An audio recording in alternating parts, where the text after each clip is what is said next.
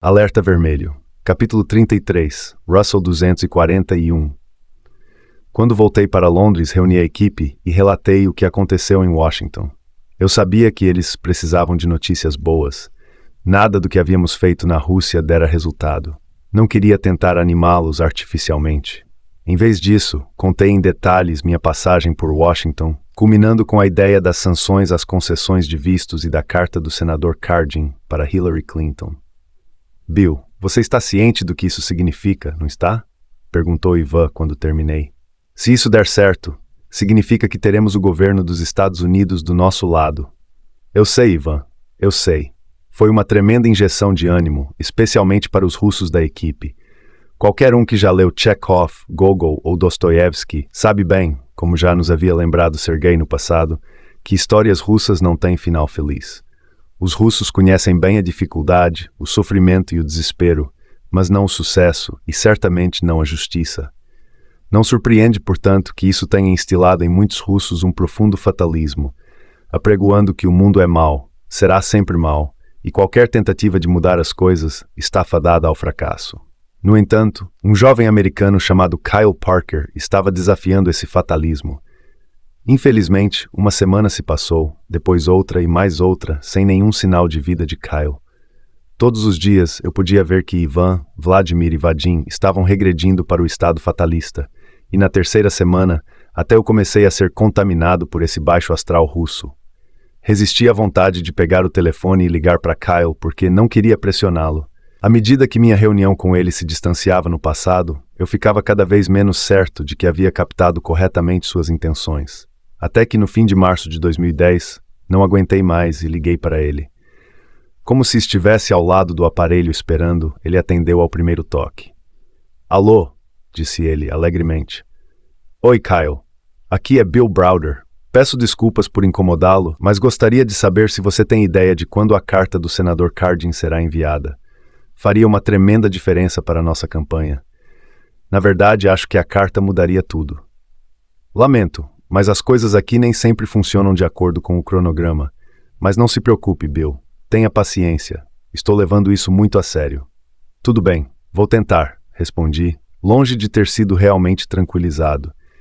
Mas se houver alguma coisa, qualquer coisa que eu possa fazer para ajudar, por favor, me avise. Pode deixar. Embora eu acreditasse que Kyle tivesse ficado sinceramente abalado pela morte de Sergei, pensei que esse papo de pedir paciência era uma forma de me deixar na mão aos pouquinhos. Eu tinha certeza de que muita gente em Washington não queria sanções e que no final não haveria carta nenhuma de Cardin. Algumas semanas depois, numa sexta-feira, em um dos poucos momentos em que não estava fazendo alguma coisa relacionada à campanha, levei Helena e David ao cinema na Leicester Square. Talvez apropriado para minha situação, era um thriller político, O Escritor Fantasma, de Roman Polanski. Quando estávamos ali, na escuridão da sala, assistindo aos trailers e comendo pipoca, senti meu celular vibrar. Olhei o número na tela. Era Kyle Parker. Sussurrei para Helena que voltaria em um segundo e saí para o saguão. Alô? Bill, tenho ótimas notícias. Está pronta.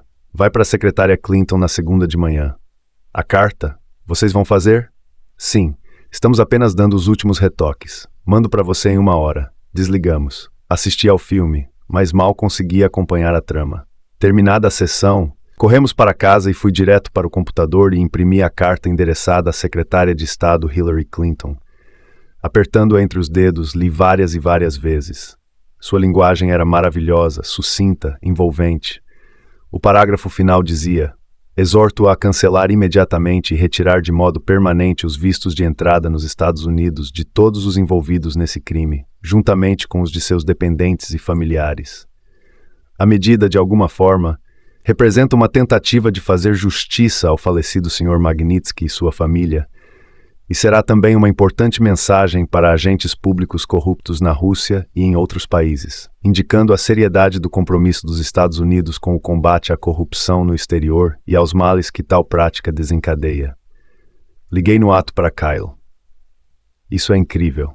Não tenho palavras para lhe dizer como isso é importante para mim e para todo mundo que conheceu Sergei. Eu lhe disse que nós faríamos isso, Bill, e estava sendo sincero. A morte de Sergei me deixou muito triste. Farei de tudo para evitar que seu sacrifício não tenha sido em vão, disse Kyle, com a voz falhando aqui e ali. E o que vai acontecer agora? A carta vai para a secretária Clinton na segunda-feira e nós vamos postá-la no nosso site logo depois de a mandarmos. Isso é ótimo. Vamos falar na segunda então. Tenha um ótimo fim de semana. Levei quase 2 horas para pegar no sono naquela noite. Cardin ia mesmo fazer isso. Essas coisas podiam ser suspensas no último minuto. Se isso acontecesse, o que Hillary Clinton faria? O que os russos fariam? Na segunda-feira de manhã, cheguei ao escritório cedo, sentei-me à minha escrivaninha e abri o site da Comissão Helsinki dos Estados Unidos. Não havia nada, mas como Londres está 5 horas à frente de Washington, era razoável esperar que a carta só fosse publicada mais tarde. Voltei a dar uma olhada no site ao meio-dia, horário de Londres, mas ainda não havia nada. Zanzando pelo escritório, percebi que eu não era o único que estava abrindo compulsivamente o site da comissão. As telas dos computadores de Vadim, Ivan e Vladimir estavam abertas na mesma página. Porém, por mais que pressionássemos a tecla atualizar toda hora, a página não mudava. Finalmente, às 14h12, 9h12 no horário de Washington, uma nova página apareceu.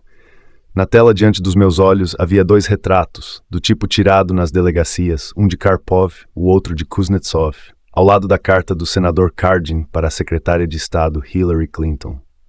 Anexada à carta estava a lista dos 60 agentes públicos envolvidos na morte de Sergei e na fraude fiscal, e ao lado de cada nome, o departamento ao qual estava vinculado, o cargo, a data de nascimento e o respectivo papel no caso Magnitsky. Cardin pleiteava que os direitos de todos os 60 de viajar para os Estados Unidos fossem permanentemente revogados. Deixei-me cair na cadeira. Estava tudo ali, para o mundo inteiro ver. Algo, enfim, tinha sido feito para efetivamente responsabilizar e punir as pessoas que mataram Sergei.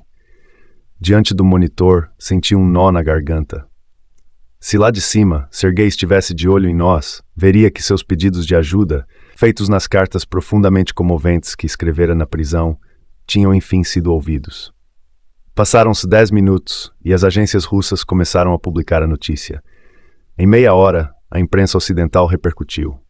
No fim do dia, uma nova expressão tinha sido criada e era repetida em toda parte. Lista Cardin. Ninguém na Rússia jamais tinha ouvido falar em Ben Cardin, mas a partir de 26 de abril de 2010, a sabedoria popular russa passou a considerar esse senador por Maryland o mais importante político dos Estados Unidos. Ativistas pelos direitos humanos e políticos de oposição russos pegaram carona no bonde e escreveram cartas para o presidente Obama e para o líder da União Europeia em apoio à lista Cardin. Desde Ronald Reagan, os russos não viam um político estrangeiro agir de forma tão decisiva em um caso de direitos humanos no país. A triste verdade é que a maioria das atrocidades russas nunca era percebida no exterior, e nas raras ocasiões em que foram, governos estrangeiros quase nunca reagiam. Mas agora, repentinamente, um senador americano estava pleiteando que fossem revogados os vistos de entrada nos Estados Unidos de 60 agentes públicos russos por causa do envolvimento em uma abominável violação de direitos humanos. Era uma atitude sem precedentes.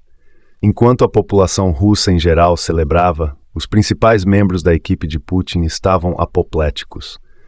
Todos os seus assessores mais próximos tinham usado o cargo para construir riquezas enormes, e alguns fizeram coisas muito ruins para enriquecer. Em teoria, a lista Cardin abriu as portas para que essas pessoas fossem de alguma forma punidas no futuro. No que lhes dizia respeito, a lista seria um divisor de águas. Entretanto, pelo menos de imediato, elas não precisavam se preocupar. Em Washington, o Departamento de Estado não tinha intenção de fazer nada em resposta à carta de Cardin e tinha esperança de que, ao engavetá-la e ao ignorar Cardin, o problema simplesmente desapareceria. Mas não desapareceu. Se o Departamento de Estado ignorasse o senador Cardin, Kyle aumentaria a aposta. Ele articulou para que, no início de maio, eu apresentasse meu testemunho do caso Magnitsky perante a Comissão de Direitos Humanos Tom Lantos, na Câmara dos Representantes. A sessão foi agendada para o dia 6 de maio, no Rayburn House Office Building, localizado a sudoeste do Capitólio.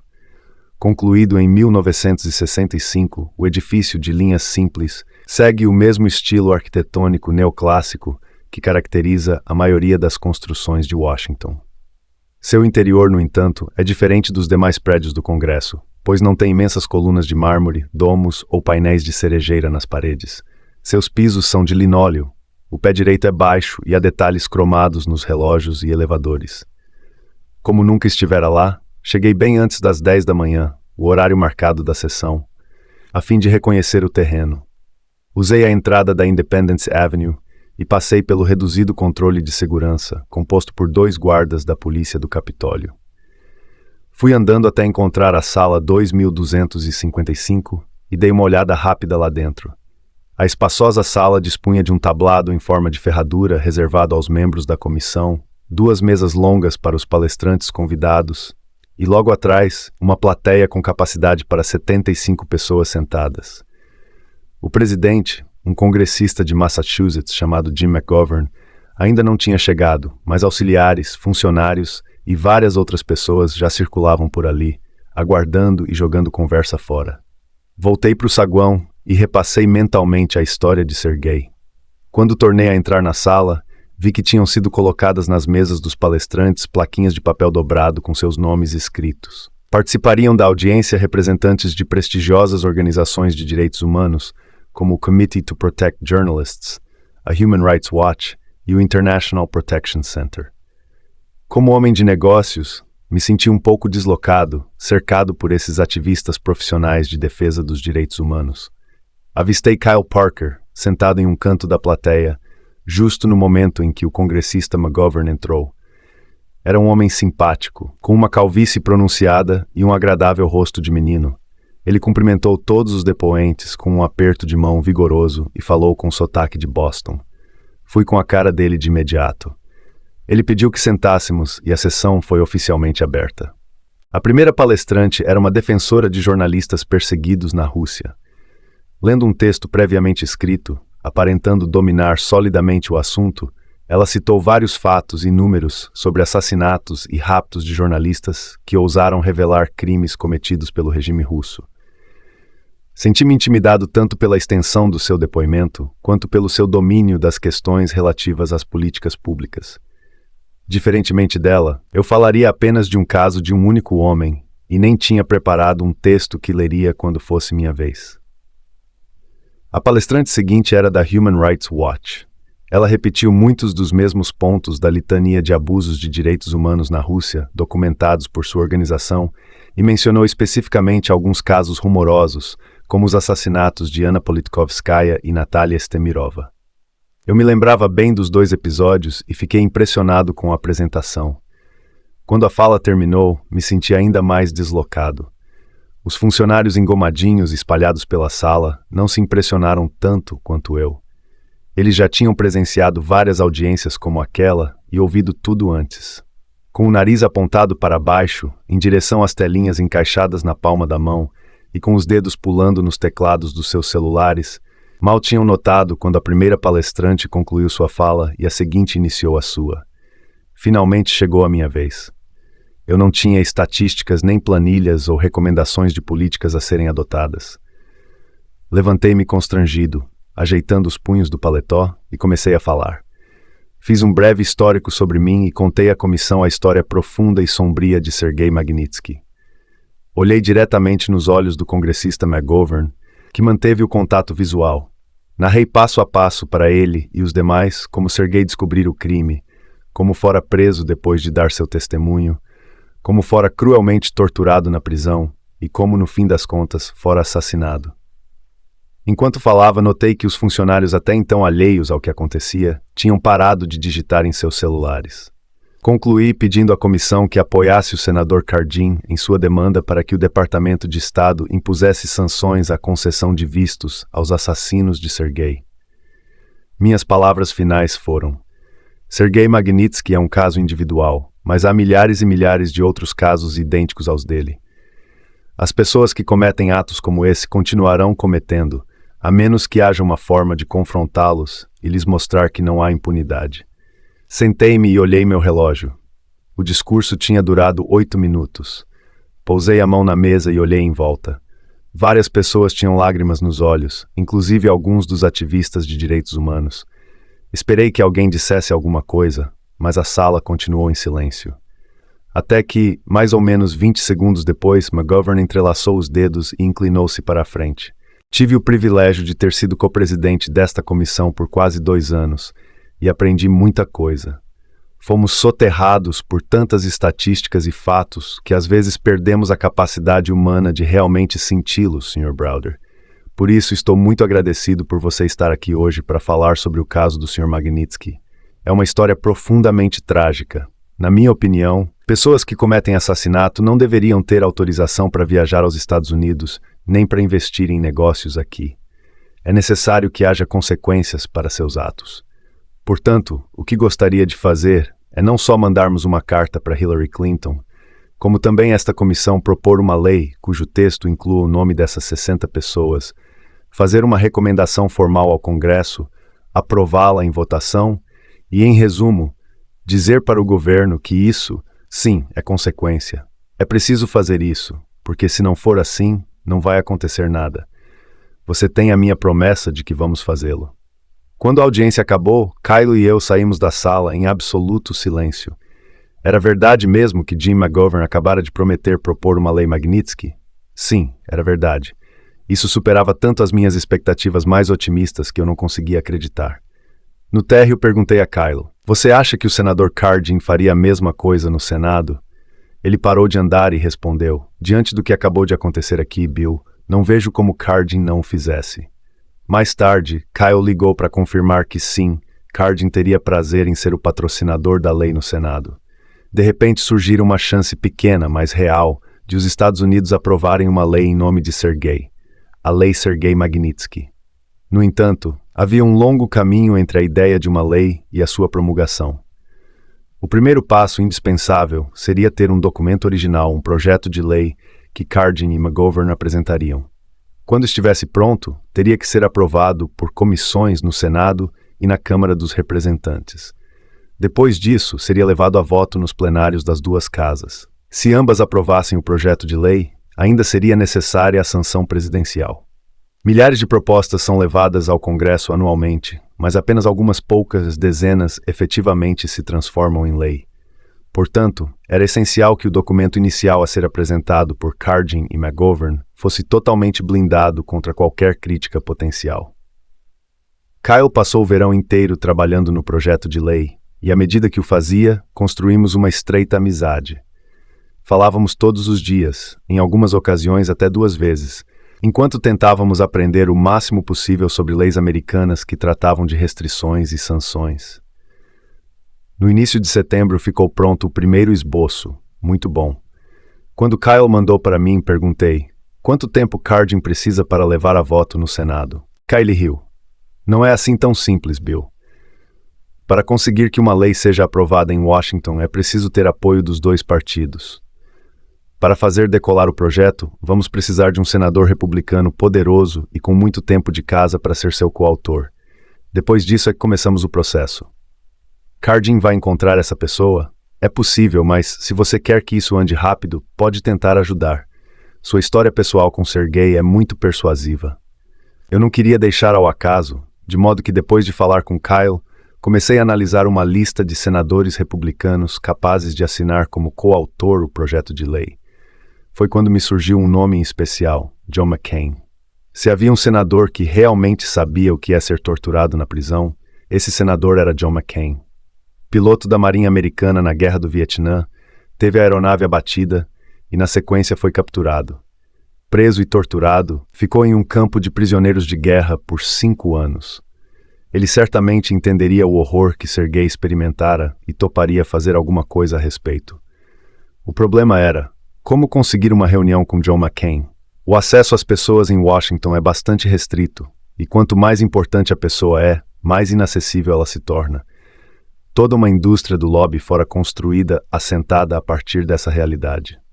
Quando comecei a rondar pedindo que me apresentassem ao senador McCain, as pessoas olhavam para mim como se eu estivesse lhes pedindo $1 milhão sem oferecer nada em troca.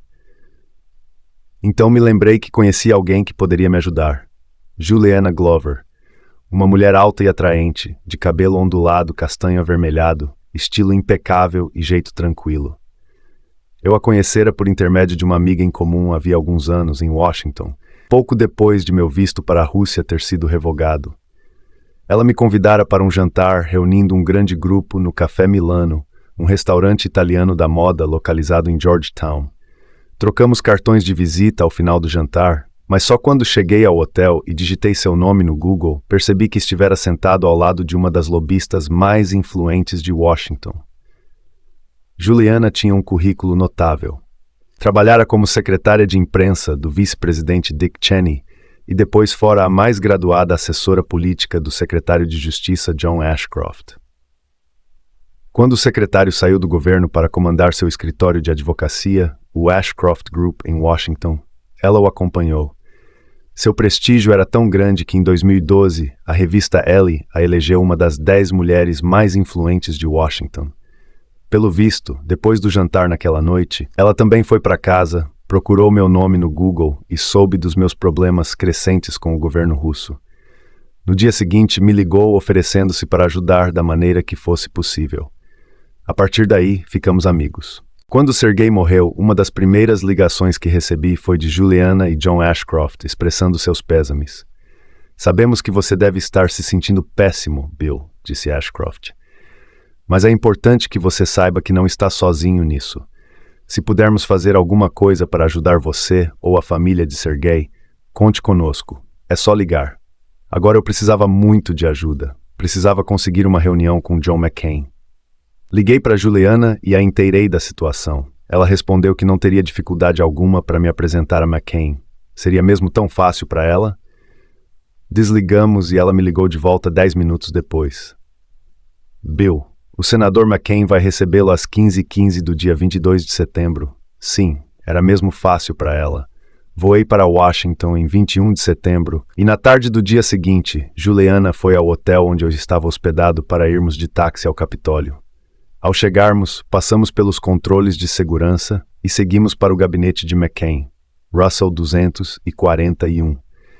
Devido à sua importância no Senado, ele estava localizado num ponto privilegiado, ocupando um conjunto de salas de pé direito alto. Nós nos apresentamos e fomos conduzidos a uma sala de espera por um assistente.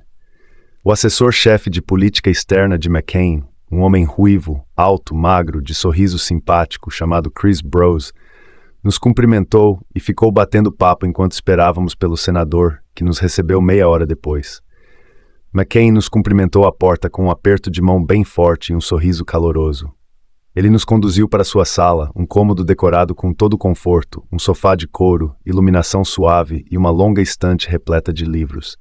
O ambiente era dominado pelo estilo do oeste americano. Não fossem o pé direito altíssimo e a grande janela atrás da mesa de trabalho, a sala poderia facilmente ser confundida com o escritório pessoal de um executivo bibliófilo de Phoenix. Sentei-me no sofá e ele se acomodou em uma cadeira na ponta da mesinha de centro. Depois de limpar a garganta, ele disse: "Obrigado por vir, Sr. Browder. Fui informado de que você gostaria de me falar sobre algumas coisas que estão acontecendo na Rússia. Ele provavelmente esperava que eu estivesse ali para fazer lobby em favor de algum negócio na Rússia." "Sim, senador. Gostaria, sim." Comecei a contar minha história sobre Sergei, e McCain logo percebeu que aquela não seria uma reunião como as outras. Em menos de 2 minutos ele ergueu a mão para perguntar a data da prisão de Sergei. Respondi e continuei. Pouco tempo depois, ele voltou a me interromper para pedir mais detalhes sobre as condições do cárcere de Sergei. Respondi e continuei até ele tornar a me interromper. Seguimos nessa toada até que meus 15 minutos se esgotaram, e sua secretária enfiou a cabeça pelo vão da porta entreaberta para avisar que estava na hora do próximo compromisso. Eu gelei. Não poderia perder aquela oportunidade de lhe pedir que fosse copatrocinador do projeto de lei. "Preciso de mais um tempo com o Sr. Browder", disse McCain com suavidade. Sua secretária saiu e McCain se virou para mim novamente. "Por favor, continue." Foi o que fiz. Mais perguntas, mais respostas. 15 minutos depois, a secretária reapareceu e de novo McCain gentilmente a dispensou. Repetimos essa sequência mais uma vez, de maneira que ao final do relato, eu já tinha passado quase 1 hora no gabinete de McCain. "Bill, a história de Sergei é chocante, realmente terrível. Lamento muito pelo que aconteceu com ele, por você e por todo mundo envolvido." "Obrigado, senador." "Diga, o que posso fazer para ajudar?" Falei-lhe sobre McGovern e Cardin e as primeiras minutas da Lei Magnitsky e lancei a isca. Como o senador Cardin é do Partido Democrata, seria de extrema importância ter um coautor republicano para apresentar o projeto de lei. Gostaria muito que o senhor fosse esse coautor. McCain recostou-se na cadeira, o semblante pensativo e sereno. Claro que sim. É o mínimo que posso fazer. Ele voltou-se para seu assessor, que estivera ali o tempo todo. Chris, por favor, coordene com o senador Cardin imediatamente para garantir que serei um dos propositores desse projeto de lei. McCain então olhou para mim. Você foi um verdadeiro amigo para ser gay. Não são muitos os que fariam o que você está fazendo, e eu tenho um profundo respeito por isso. Farei tudo o que estiver ao meu alcance para que você faça justiça em nome de ser gay. Que Deus o abençoe.